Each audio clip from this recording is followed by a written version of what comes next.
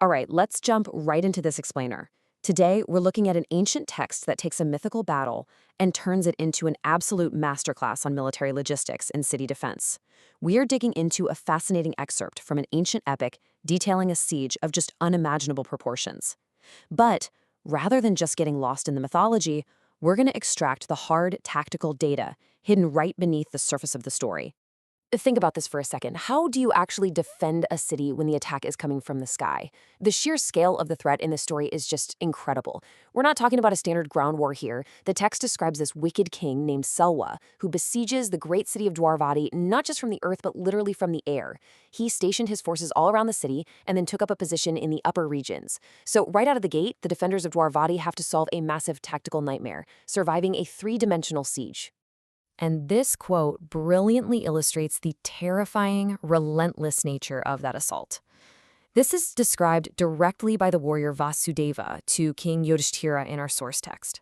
Just imagine looking up and seeing a thick shower of weapons raining down on you from all sides.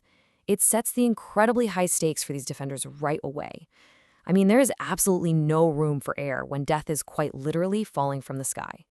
So, to figure out how they survived, we're going to break down this ancient survival playbook. We'll be covering the vengeful sky attack, scorched earth and spikes, strict martial law, an arsenal of fire, and finally, the economics of morale.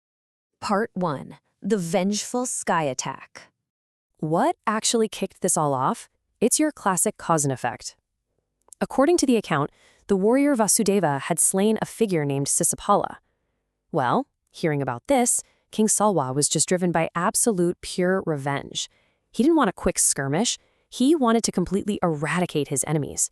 So he gathered his forces and laid a total siege on the well-fortified city of Dwaraka, which immediately triggered a massive, highly organized military response from the defenders. Part 2. Scorched Earth and Spikes. To meet this insane threat, commanders like Gada, Shamva, and Uddhava instantly executed a brutal lockdown. And there is a striking contrast here between the outside and the inside of the city.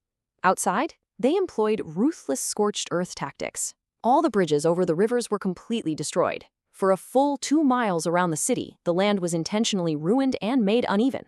They dug holes, spiked the bottoms of their trenches with poles, and, this is crazy, secreted combustibles right beneath the surface of the earth. It was basically an ancient minefield.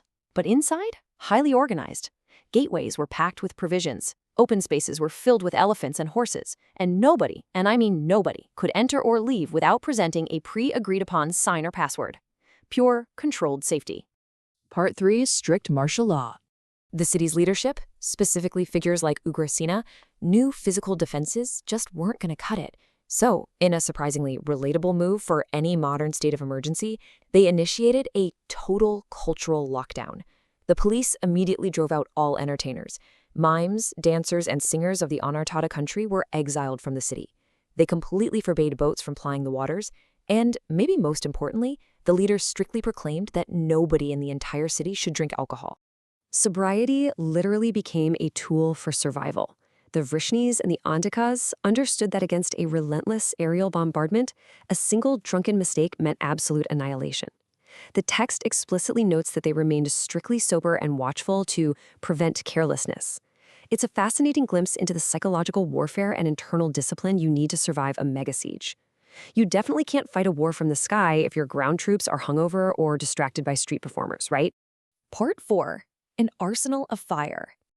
Okay, so once the lockdown was complete, they deployed just a dizzying, chaotic arsenal. These defenders didn't just have standard swords and shields, they manned complex engines. We are talking about machines specifically designed for hurling burning brands, fires, and rockets directly at the enemy. They were taking the fight to the sky and turning it right back into a war zone.